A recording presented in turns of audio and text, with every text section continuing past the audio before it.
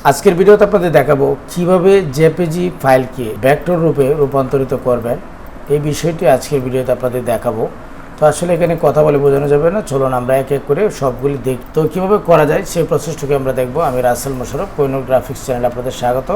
কাজে যাওয়ার আগে ছোট্ট একটু অনুরোধ, যদি আপনি আমার চ্যানেলে নতুন হয়ে থাকেন তো প্লিজ একটু কষ্ট করে নিচ থেকে আমাদের চ্যানেলটি সাবস্ক্রাইব করে নিন এবং পাশে থাকা বেল আইকনটি অন করে দিন। তো চলুন শুরু করা যাক।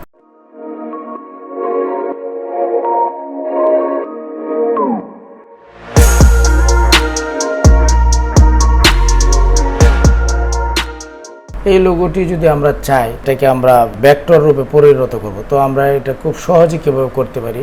আমরা মাউসের ডান প্যানেলে ক্লিক করব, ক্লিক করে এখান থেকে কপি ইমেজ দিব।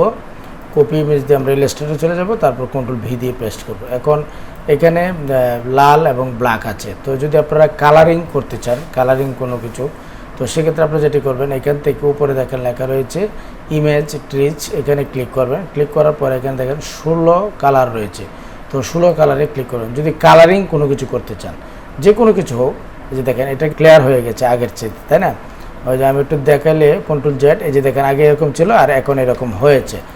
দেন এটাকে আরও যদি স্মুথ মানে কর্নার তুলতে চান বা ক্লিয়ার করতে চান, সেক্ষেত্রে আপনাদের যেটা করতে হবে, এখানে দেখেন একটি 3 ডটের মতো রয়েছে, এখানে আপনি ক্লিক করবেন। ক্লিক করার পর এখানে অনেকগুলো অপশান চলে আসবে।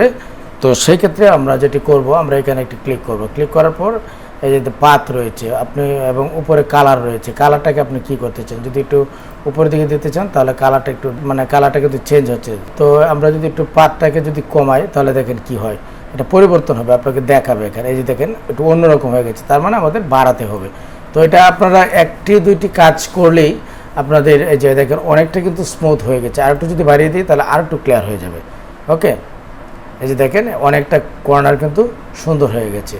এখন হচ্ছে নয়েজ, এটাতে নয়েজ আছে কিনা, যদি আপনার কম দেন লেস এবং মোর যদি দেন তাহলে এটা মানে বাড়বে। এখন কিন্তু মোটামুটি ঠিক আছে। যদি মনে করেন যে সব কিছু ঠিকঠাক আছে, তারপর জাস্ট এখান থেকে এক্সপান্ডে আপনি ক্লিক করবেন। অর্থাৎ এটা হচ্ছে যদি কোনো কিছু জেপিজি কোনো কিছু থাকে, সেটাকে যদি আপনি এক্সপান্ড করতে চান তো সেভাবে খুব সহজে করতে পারেন। ডিলিট করে দিলাম পিছনের অংশটা, নিচে আরেকটি সাদা লেয়ার আছে, এই যে দেখেন এখন এটা কিন্তু ভেক্টর রূপে পরিণত হয়েছে। চাইলে আপনি যে কোনো কালার আপনি দিতে পারেন, এবং এটা কিন্তু এর চেয়ে সহজ মাধ্যম আর মানে হয় না। ঠিক আছে, আরও বিভিন্নভাবে করা যায়, আপনি অন্যভাবেও করতে পারবেন। এখন যদি মনে করেন যে আমরা এক কালারে কোনো কিছু আনি, তাহলে আমাদের মানে কী করণীয় আছে, ধরেন এটা 1 কালার আছে, হ্যাঁ, বা এটা এইরকম ডিপ কালার যদি থাকে, সেক্ষেত্রে আপনি ওইভাবে 16 কালার না দিয়ে আপনি সহজেও করতে পারেন।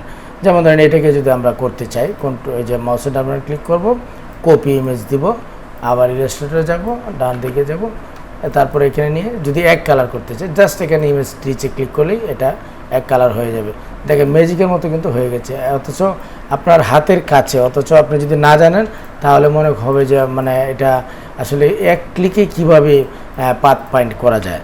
ধরেন এই লেখাটাই, এটা কি আমরা মানে ভেক্টর রূপে পরিণত করব। মাউসের ডান বাটনে ক্লিক করব, মানে এর চেয়ে সহজ মাধ্যম কিন্তু আর নাই, একদম কোনাকুনি রাস্তা দেখাচ্ছি। ঠিক আছে, আমরা ইমেজে গেলাম, ইলাস্ট্রেটরে গেলাম, তারপর আপনি এখান থেকে সিলেক্ট করে ধরেন জাস্ট এখানে যদি ক্লিক করেন সরাসরি 1 কালার হয়ে যাবে। এই যে দেখেন 1 কালার হয়ে গেছে। যদি আমরা 16 কালারে করতে চাই, এখানে ক্লিক করে আমরা এখান থেকে 16 কালার আমরা দিতে পারি। দিলেই এটা মানে পাথ ফাইন্ড হবে, প্রথমে প্যাথ হবে, তারপর জাস্ট এখান থেকে এক্সপান্ড করে দিলেই ওটা এক্সপান্ড হয়ে যাবে। এই যে দেখেন এক্সপান্ড হয়ে গেল। এখন এই লোগোটি আপনি চাইলেই যে কোনো জায়গায় আপনি ইউজ করতে পারবেন এবং খুব সহজে আপনি ব্যবহার করতে পারবেন। জাস্ট কপি করবেন, কপি করে ইলাস্ট্রেটরে নিয়ে আপনি মনে করেন এইভাবে দিয়ে এটাকে 16 কালারই দিতে হবে, 16 কালারই দিতে হবে। 16 কালারই দিলে একই, সব একই। ওকে, এটা কিন্তু পাথ ফাইন্ড সব কিছু হয়ে গেছে। এটা যেভাবে আছে আমার মনে হয় যে সবটাই ঠিক আছে। ওকে, আমরা আর কোনো কিছু করব না, এক্সপান্ড দিব, তারপর ডিরেক্ট সিলেকশন সিলেক্ট করব, সিলেক্ট করে ওই যে কালো যে অংশটি আছে, বা আমরা ম্যাজিক ওয়ান টুলস দিয়ে সিলেক্ট করে জাস্ট কালোটা আউট করে দিব। দেখেন আমরা কিন্তু খুব সহজেই 4-5টি লোগো খুব সহজেই আমরা মানে পাথ ফাইন্ড করেছি, এবং আসলে এটা কিন্তু একদম সহজ, এর চেয়ে আর সহজ মাধ্যম হতে পারে না। তো এই ছিল আজকের বিষয়। আমি আশা করবো এই ভিডিওটি আপনাদের ভালো লেগেছে। যদি ভালো লেগে থাকে এবং উপকারে আসে তাহলে অবশ্যই ভিডিওতে একটি লাইক দিবেন এবং কমেন্ট করে আপনার মতামত জানাবেন। আজ এই পর্যন্তই, দেখা হচ্ছে পরবর্তী যে কোনো এপিসোডে। সে পর্যন্ত ভালো থাকবেন, সুস্থ থাকবেন, সবার জন্য শুভকামনা। আসসালামু আলাইকুম।